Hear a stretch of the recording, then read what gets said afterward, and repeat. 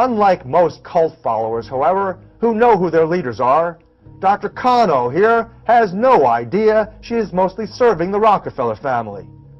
She probably never learned that the Nazi Party-partnered Rockefellers monopolized American medicine and public health by the early 1930s. This not-so-gentle redirection of American medicine was largely due to the prostitution of Abraham Flexxxneer, cited by Time magazine as the autocrat of the moneybags. In 1940, Flexxxneer operated for the Carnegie and Rockefeller Foundation's fortunes to extend their medical monopoly. Naturally, these changes in healthcare were said by these profiteers to be in the best interest of public health. But they insisted in quashing all medical competition in the natural healing arts and sciences, including the professions of chiropractic, natural medicine, herbology, homeopathy, acupuncture, massage, essential oils, and most forms of energy medicine. These wealthy industrialists politically contrived their exclusive control over medical education. They exclusively emphasized the most profitable approaches to healthcare. They funded only students, faculty, and academic institutions that served their needs for drug sales and profitability. This is how the pharmaceutical industry assumed its awesome control over healthcare and our lives.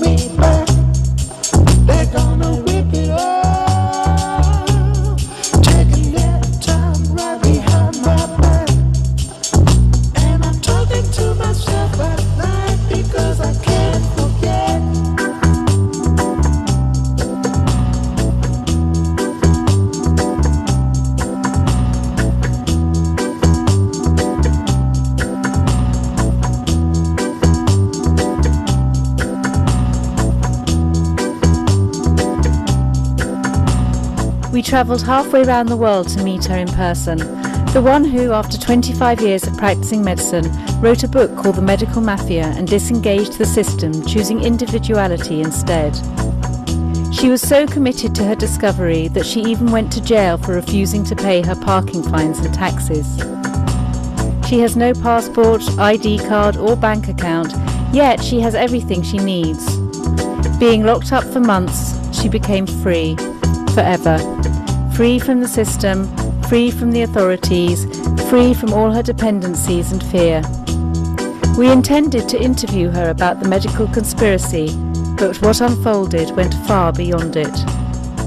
My name is Guy, G-H-I-S. I used to call myself Ghislaine Lanctot. I was a medical doctor for 25 years until I found out what the medical system was all about. And I wrote a book entitled The Medical Mafia. The medical system is sick everywhere. It doesn't work. Everybody's unhappy with it. The patients are unhappy. The government is unhappy. It's too expensive. The doctors, physicians are unhappy. Everybody's unhappy with the system, but it still goes on. So why does it still go on? Somebody must be happy with it. And yes, big money, big pharma is happy with the system. And should it be then that they control it? Yes, they control it from A to Z. You have to know that medical schools, all the media, even the medical journals, the newspapers, the television, radio, are totally controlled by big money. At the beginning of the previous century, in the early 19s,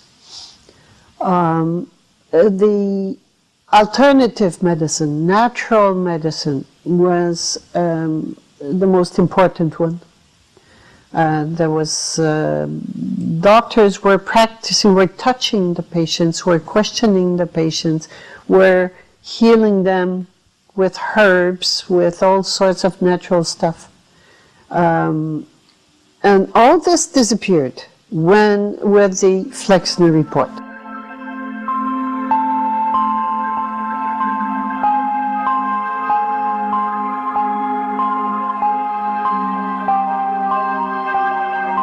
In 1907, the AMA, American Medical Association, involved the Carnegie Foundation in elaborating a book-length study of medical education in the United States and Canada, also known as the Carnegie Foundation Bulletin No. 4.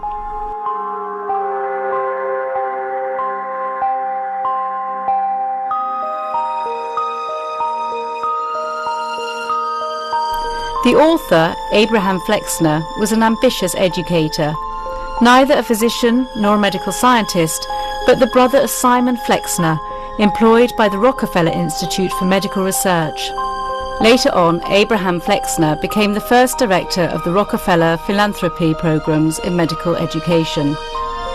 Andrew Carnegie was regarded as the second richest man in history after John D. Rockefeller.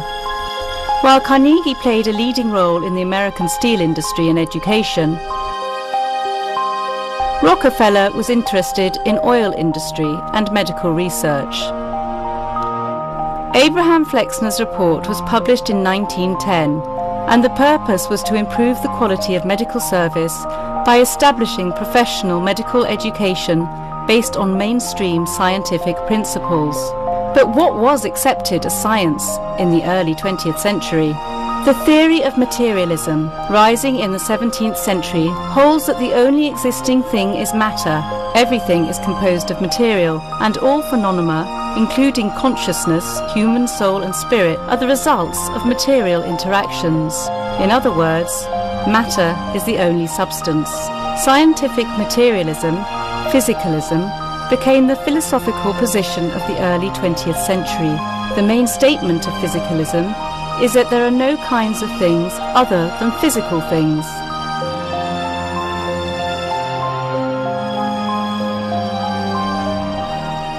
When a hypothesis is repeated long enough, it often becomes a fundamental rule of life. It is assumed to be true. Before the Flexner report was released, twice as many physicians practiced alternative medicine than conventional allopathic medicine, and medical knowledge was taught in small private schools all over the USA. The report changed everything, and backed by the police power of each American state, medical schools were obliged to follow the trend set by the Carnegie Foundation. The human body belongs to the animal world. It is put together of tissues and organs. It grows, reproduces itself, decays according to general laws. It is liable to attack hostile physical and biological agencies. Herbs, homeopathy, chiropractic and massage were demoted as quackery. Small medical schools were either closed or merged into universities financially supported by industrial companies. In less than 10 years, the number of medical schools dropped from 650 to 50. The number of medical students decreased from 7,500 to 2,500 as they were unable to afford the high education fees. The report included a detailed regulation of medical education and pharmacology as the only solution against dreadful diseases. According to the present-day consequences of the report, no medical school can be created without the permission of government, and medical research adheres fully to the protocols of scientific research. Of the 1910s, materialism, medication and vaccination. Supply of physicians were restricted, incomes of the remaining practitioners raised, and conventional medical schools began to be centralized.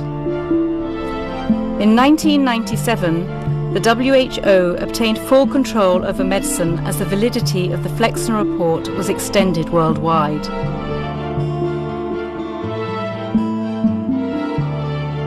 And what was the long-term result of reforming the medical education and practice? Hardly any news in the media.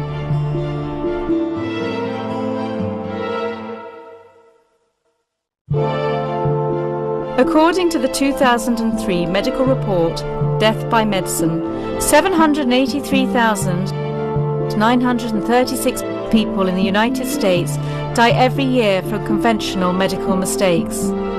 This is 16,400% of the victims of September the 11th, 2001, equivalent to 6 jumbo jet crashes a day for an entire year.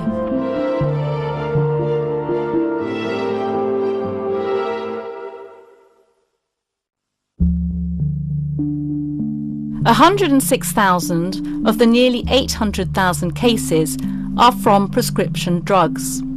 The United States spends $282 billion annually on deaths due to medical mistakes, or iatrogenic deaths.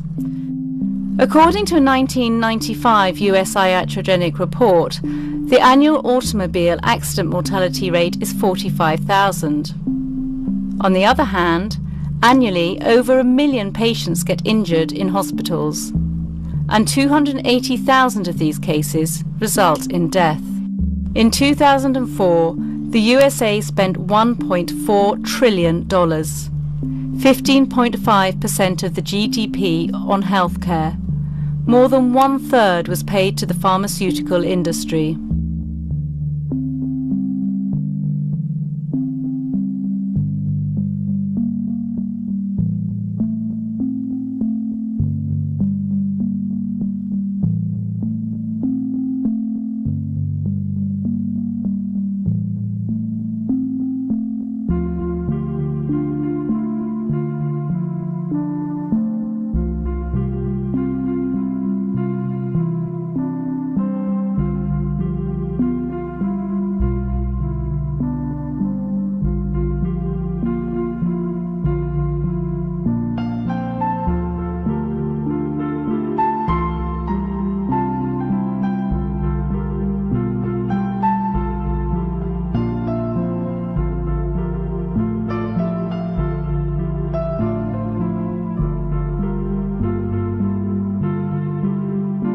After 100 years, we must raise the question, what went wrong?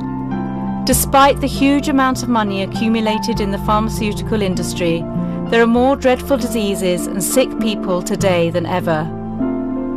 You will find the answers in the flexxxneeer report, a documentation that created and enabled the terms of a centralized medical system and pharma industry to take over control.